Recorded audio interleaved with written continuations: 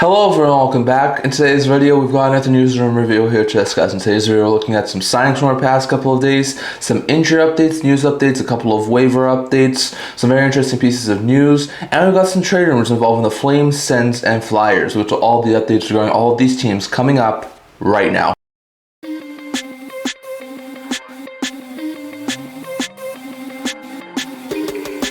Hello everyone, welcome back to another video here at the End-to-End Hockey channel. Now before we begin this video, do not forget to like this video and subscribe below. Thank you for all of your support. I would never be able to do this without all of you guys. So if you haven't already, don't forget to subscribe button down below. Don't forget to leave a comment. We're on the road to 1,000 subscribers. And don't forget to stay tuned for videos coming out in the very near future. So in today's video, we've got another news and review here to discuss as per usual. We'll start off with a couple of signings from our past couple of days. They were 6 signings over the past couple of days that we're going to discuss here today. Most of these were guys who are on PTOs who got new deals. First in New Jersey, Glendening, who went to camp on a PTO with the New Jersey Devils. He's a center/right winger, 36 years old, got a 1-year league minimum deal with the New Jersey Devils. That's really good stuff there. Glendening last year and over the past couple of seasons played in Tampa. Last year he had 4 goals and 7 points in 77 games at the NHL level. One of his lowest point totals in recent memory. So Glendening's a solid 4th line forward, spare forward, a guy who can help in the penalty kill. Not a bad sign there from the Devils just to add some forward insurance. The Panthers also had some forward insurance as Noah Gregor, who went to camp with them on a PTO, winds up getting a 1-year league minimum deal to play this year in the Florida Panthers organization. He's a winger. He's 27 years old. Last year split time between the Sharks and Sens organization, putting up 4 goals and 6 points in 40 games with Ottawa and 1 assist in 12 games with San Jose. So very interesting note there. I think in Florida with the injuries to Tkachuk and Barkov, he could be a solid 4th, 3rd line guy, get some solid minutes, maybe get some penalty kill time. Not a bad sign there from the Florida Panthers. Then we saw the Dallas Stars turn one of their PTOs into an actual contract, and that was with Adam Erne. Erne, who's a winger, he's 30 years old, got a 1-year league minimum deal just like Glendening, just like Gregor. Last year, Erne didn't even play at the NHL level. He wasn't able to get an NHL contract, so he played an entire season with the Hartford Wolfpack of the AHL, putting up 8 assists in 10 games. So the fact that Erne was able to earn himself a contract means he's done enough and done better than last year. So very interesting note there. The previous year, he did split time in the Edmonton Oilers organization, putting up a goal and 2 points in 24 NHL games, and 6 goals and 12 points in 36 AHL games. So like he's a guy who's probably going to be like a solid 13, 14, maybe 12th forward. Guy could play on the 4th line, especially with guys like Benn and Bach injured right now for the Dallas Stars. It's not a bad sign there for the Dallas Stars. The Vegas Golden Knights have signed basically the last significant RFA on the market, and that was Alex Holtz. Holtz was 23 years old, a right winger, wasn't able to get a contract up until now, but he has. He got a 2-year contract extension, $840,000 with the Vegas Golden Knights. Not a bad pickup there. It's going to keep him on the contract for the next couple of years. At this current point in time, he's more of like a 3rd, 4th line guy in the Vegas Golden Knights organization. Not a solid guy like he once was when he was taken 10th overall by the New Jersey Devils a couple of years back, but he's still a pretty solid guy. Last year in his first season in Vegas, put up 4 goals and 12 points in 53 games, which was the 2nd highest point total in the NHL. So very interesting note there. We'll see how Holtz does this year, but very low risk deal for the Vegas Golden Knights to sign to that sort of a contract. Then the St. Louis Blues have signed depth goaltender Gregory Romanov.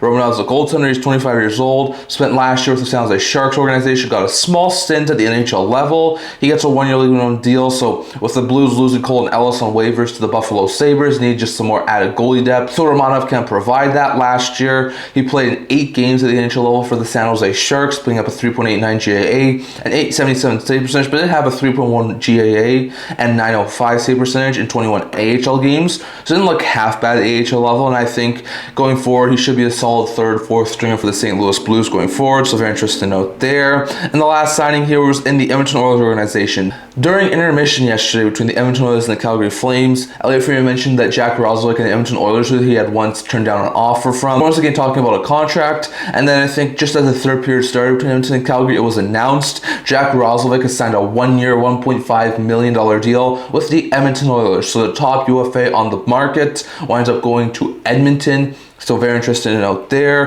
Roslovic's a solid player. He's a guy who last year put up 20 plus goals in the Hurricanes organization, having 22 goals and 39 points in 81 games, playing in the top 6, top 9 of the Edmonton Oilers. He's going to be a really solid fit for Edmonton going forward, and just going to provide them even more forward depth than they've already had. So very interesting note there. But the Oilers have signed Roslovic to a 1-year deal. Romanov signs a 1-year deal in St. Louis. Gregor, Erne, and Glendening turn PTOs into 1-year league minimum contracts, and Alex Holtz gets a 2-year contract contract to stay in Vegas. So very interesting note there. Next, going over to the injury updates, signings, waivers, all those things. When it comes to some injury updates, we've got a lot of players to be placed in either injury reserve or long-term injury reserve. First, Alex Pietrangelo has been placed on season-ending injury reserve, long-term injury reserve that is, so he's done for the year. There was some speculation about Pietrangelo maybe just being done for the regular season, being back in the playoffs. Nope, he's been placed in season-ending long-term injury reserve, which means he's ineligible to play at the playoffs.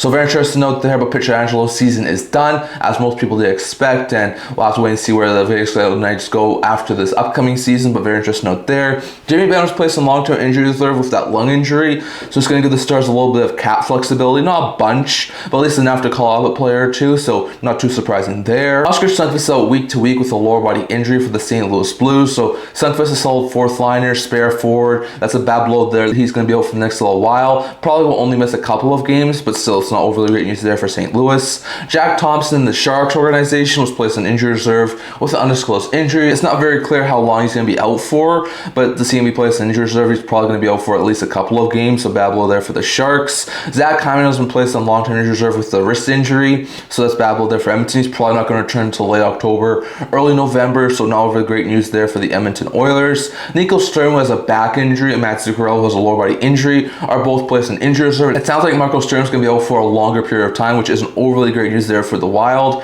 And Zuccarello, we already talked about, is going to miss the first month and a half, 2 months of the season. So not great stuff there, but not too surprising that those two are placed on injury reserve. Matt Waugh and Declan Chisholm have both been cleared for contact and should return for the Caps opener. It's not bad stuff there. It's really good to see that both Waugh and Chisholm were able to return for the Caps opener. The Jets are hopeful Taves can play later tonight in the opener. There's no guarantees that Taves will be able to be activated off of injury reserve and get into game action for the Jets today, but very interesting note there. Milan Lucic is dealing with a lower body injury and will remain on his PTO until he's able to get back and the Blues are still able to evaluate him, so he missed the last portion of training camp due to that injury. It's not overly great news there for Lucic. Zemgus Girgensons, it sounds like it's going to be out week to week with his current injury, so he's probably going to miss at least a couple of games for Tampa. Alex Vlasic, who missed the season opener for the Chicago Blackhawks, should be able to play on Thursday after he missed that opener with the lower body injury he was currently dealing with, so very interesting note there. And Ryan Strome missed the first few games of the season due to an upper body injury, so not really great news there. Strome's a pretty big piece of the Anaheim Ducks group, so very interesting note there. But those are all the injury updates from our past couple of days regarding Pietrangelo, Benn, Sundqvist, Thompson, Hyman, Sturm, Zuccarello, Waugh, Chisholm, Taves, Lucic, Girgensons, Vlasic, and Strome, so very interesting note there. Next, going over to a couple of waiver updates, not a whole bunch of waiver updates.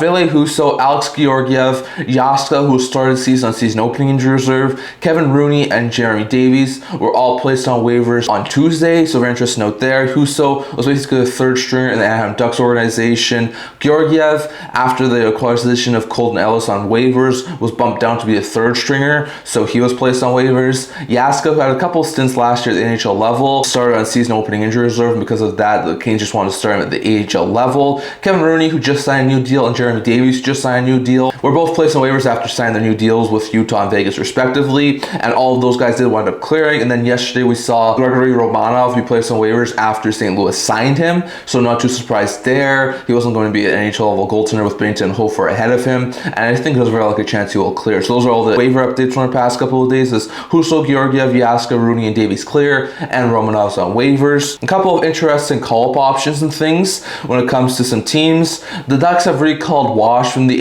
AHL, Devils have recalled McEwen, Leafs have recalled Cowan, Stars have recalled Bishop and Hyro Korean, Wild have recalled Heights, Oilers have recalled Howard and Tomashik, Canucks recalled Mancini, Sharks recalled Dickinson, and the Avalanche send down Jaaska Khan. So the Avalanche obviously didn't need a Khan at the NHL level, so they sent him down to the minors. Now for the other guys, Wash was probably called up because of the Strome injury. McEwen was probably called up because Nosen was still injured. The Leafs probably recalled Cowan because they moved down Quillian, although he didn't get to any NHL action yesterday. Bishop and Hyro Korean were called up by Dallas because they finally placed Benn on long-term injury reserve. Height was recalled by Minnesota, most likely because Sturm is injured. Edmonton recalled Howard and Tomashik because they placed Hyman on long-term injury reserve. The Canucks recalled Mancini because of the Pierre-Olivier Joseph injury. And the Sharks recalled Dickinson because of the Jack Thompson injury. So very interesting note there. Those are some very interesting call-ups and send-downs. So very interesting note there. A couple of other small pieces of news. Kevin LeBanc, who went to camp on a PTO, I think with the Carolina Hurricanes, never got a contract, was released from his PTO, has signed in the KHL. So very interesting note there. So he's going to take his talents wants overseas, at least for the next year. Maybe he has a good season. Goes back over to the NHL next year, but we shall see. Before the upcoming season, LeBank's going to the KHL. Cam Atkinson, longtime Columbus Blue Jacket player, also played with Tampa last year, had a small stint in Philadelphia, is going to be retiring. He's going to sign a one-day contract, and I think it was October 16th, with the Columbus Blue Jackets and retire a Columbus Blue Jacket. So very interesting note there. He was a very solid player in the Jackets organization. He finished his career with 253 goals, 236 assists, and 489 points in 809 games. So he was a solid top 6 forward in Columbus during some of the rougher years in the Jackets organization. I think he was even part of that huge upset Jackets team that stunningly upset Tampa back in 2019. Since then, his career sort of started to go down a little bit. He was a trade to the Flyers, was more of like a bottom 6 forward there. He spent a couple of seasons in Tampa, and now he's officially called it quits. So very interesting note that Atkinson is going to sign a one-day contract on October 16th and retire a Columbus Blue Jacket. And lastly, we're going over to the Carolina Hurricanes. We know that there was some talk in the offseason about how Evan Bouchard was potentially being targeted as an offer sheet candidate by the Carolina Hurricanes. Now, Bouchard got extended way before that was a possibility because they signed him way before it was able to hit free agency, so that was never really a problem. But apparently, according to a recent report, I think it was from Elliotte Friedman, he says the Carolina Hurricanes were prepared to offer more than Connor McDavid just got on his new extension. We know that Connor McDavid just signed a 2-year deal, AAV of $12.5 million. The Canes were planning on signing Bouchard to a 1-year deal with probably, it seems like, a $13 to $14 million AAV. They're going to try and way overpay him, try and extend him, and then do something similar to what they did with Kotkaniemi, where they way overpaid him and then signed to a longer term deal with a lower AAV. So my guess would have been, if they were able to do that, they would have been able to sign to a 1-year contract with a $13 to $14 million AAV, and then sometime early in the new year, they would have been signing him to like a 6 to 8-year deal, probably around the similar cap hit that he has right now, like a $10.5–11 million cap hit.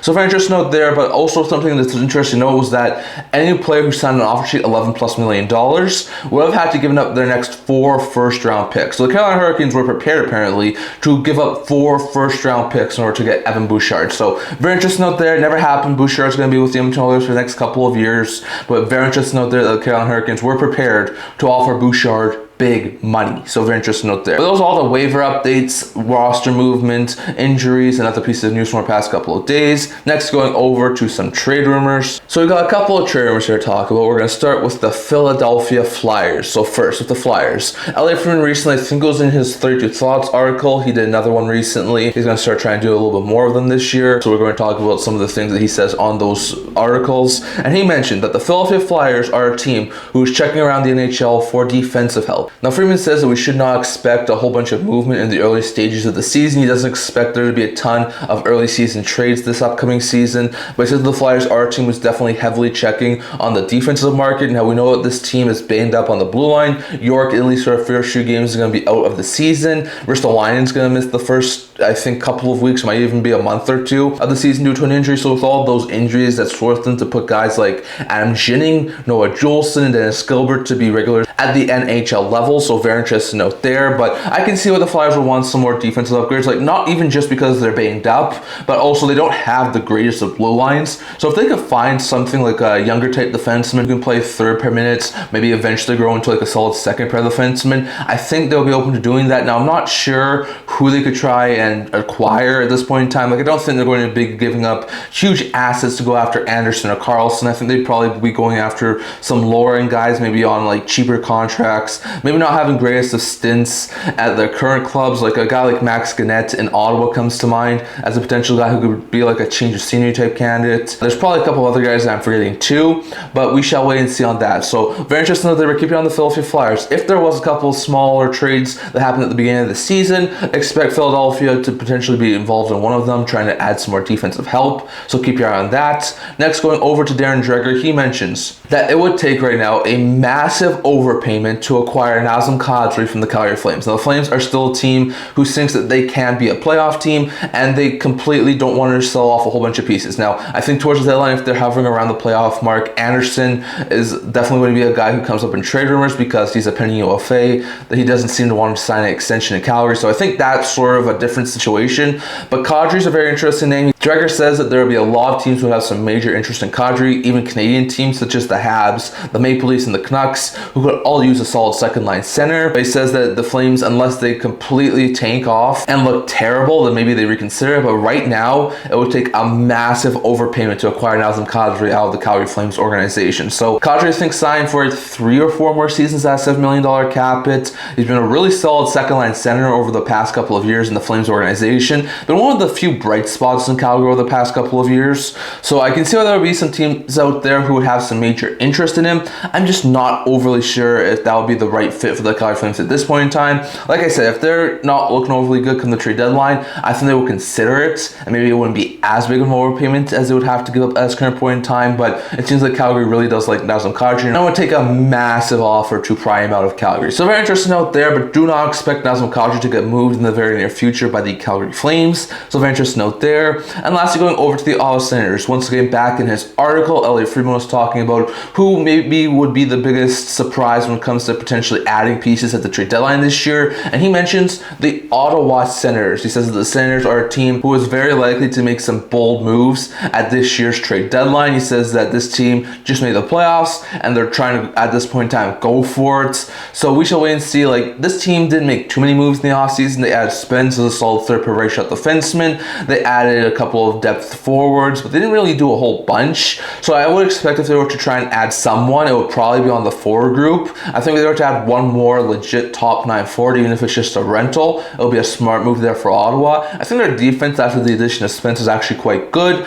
They have a really solid goalie tandem in Ullmark and Merrilainen. I just think adding a forward could really just strengthen that blue line. And even if it was to come at the expense of a guy like maybe David Perron, I think they would do that. So if guys like Artemi Panarin is available at the trade deadline, or some of the other UFAs, or maybe guys like Zacha, Rust, Raquel, Christian Dvorak's another guy that comes to mind that could be a very interesting name. There's a couple of options out there, either rentals or guys who have some term of the contract who could be really good fits in the Senators organization. So we shall wait and see on that. But Elliotte Friedman does say that the one team he's looking at when it comes to potentially making a big splash at this upcoming year's trade deadline will be the Ottawa Senators. So keep your eye on the Senators. And even if it comes to the expense of a guy like David Perron, I think adding one top 9 forward could really put that team over the top. So we'll have to wait and see on that. But that's all I'm going to talk for today. I'd love to hear your guys' thoughts. What was your opinions on all of this? Do you think Ottawa's going to make a big splash at the trade deadline? Do you think Calgary eventually moves Nazem Kadri? And do you think the Philadelphia Flyers will add a defenseman in the next couple of weeks? Definitely your thoughts on all of that, plus all the news updates and the signings. That is all I'm going to talk for today. Remember to like this video, and if you're listening, subscribe below.